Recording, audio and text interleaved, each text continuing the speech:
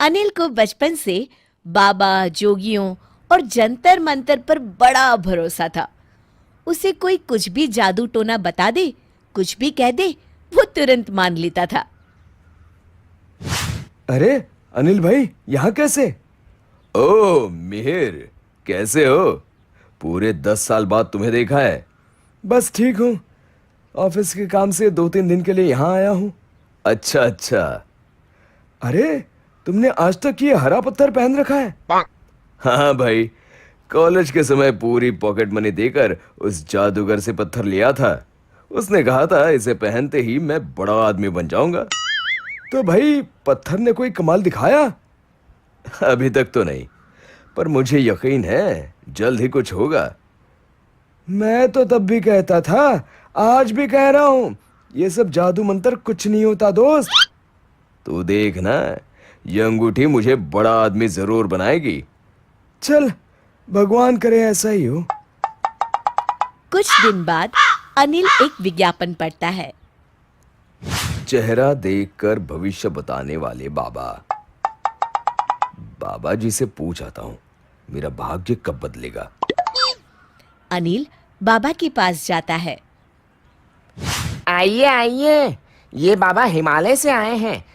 25 सालों तक बर्फ में रहने के बाद बाबा ने ये सिद्धि पाई है। सिर्फ 5,000 रुपए दीजिए और अपना भविष्य देखिए। 5,000? ये तो बहुत ज्यादा है। कुछ कम नहीं हो सकता क्या? यहाँ क्या प्याज बिक रहा है जो तुम मोल भाव कर रहा है? पूरे पैसे निकाल वरना निकल ले। अरे नहीं नहीं, मैं तो मजाक कर रहा था। ये लो पैसे।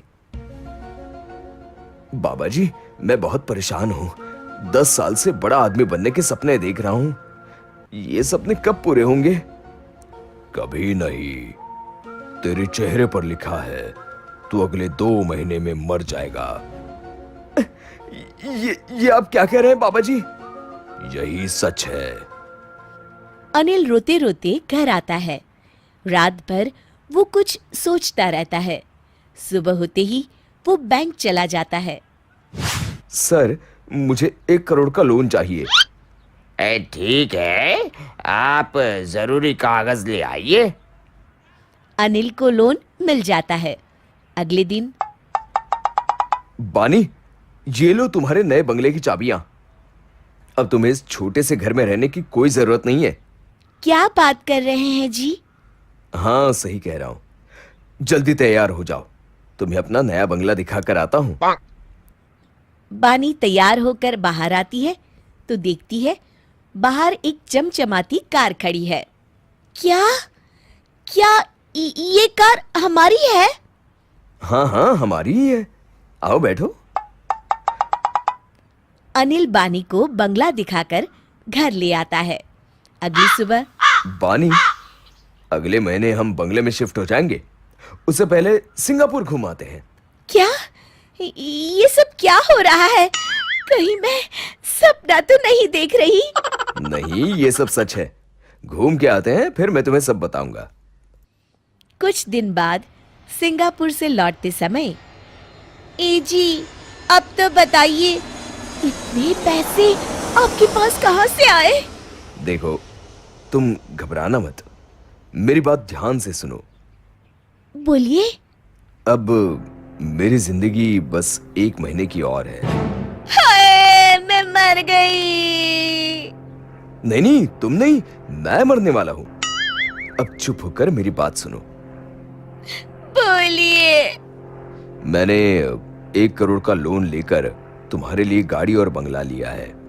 तुम्हें सिंगापुर भी घुमा दिया। मैं मर गया तो लोन नहीं चुकाना पड़ेगा। मैं तो जा रहा हूं, पर मैंने तुम्हारे ऐशो आराम की व्यवस्था कर दी है। पर आप क्यों मर रहे हो? मुझे एक बहुत बड़े बाबा जी ने बताया है कि मैं मरने वाला हूं। अच्छा, जाने से पहले अगर मेरे सोने की कंगन। मैं मर रहा हूं, तुम्हें अपने गहनों की पड़ी है। देखो जी, आप तो मर जाओगे, मुझे तो जीना पड़ेगा ना। इसी सोसाइटी में सबके साथ बिना कंगन पहने रहना।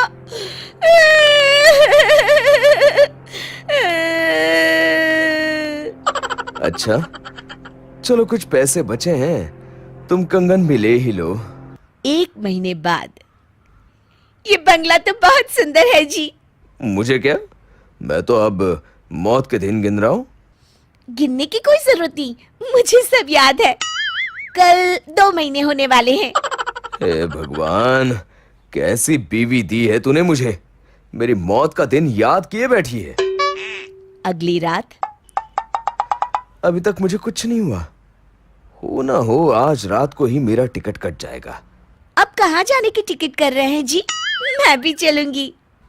चल, मरने जा रहा हूँ, तू भी चल। ओह, अच्छा अच्छा, नहीं नहीं नहीं, मैं तो यूं ही कह रही थी। हे भगवान, मैं मरना नहीं चाहता, कुछ करो प्रभु। मेरे कंगन वापस मत लेना, बाकी इनकी प्रार्थना सुन लो भगवान। अगली सुबह मियाँ बीवी खुशी से नाचने लगते हैं। तभी फोन की घंटी बजती है। जी, हम लेना देना बैंक से बोल रहे हैं। आपकी पहली किश्त 1 लाख रुपए अब तक नहीं आई है। आप जल्दी कीजिए वरना हमें पुलिस भेजनी पड़ेगी।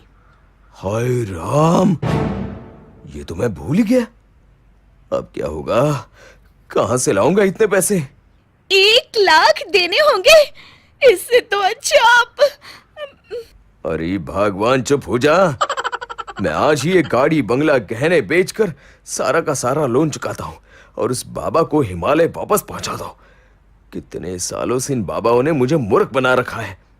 आज समझ आया, ये सब फालतू की बातें हैं। सच कहते हैं, जान बची तो लाखों पाए। आपकी जान बच गई, पर मेरे कंगन तो चले गए ना। हाय मेरे कंगन। शिक्षा। मेहनत का कोई विकल्प नहीं होता।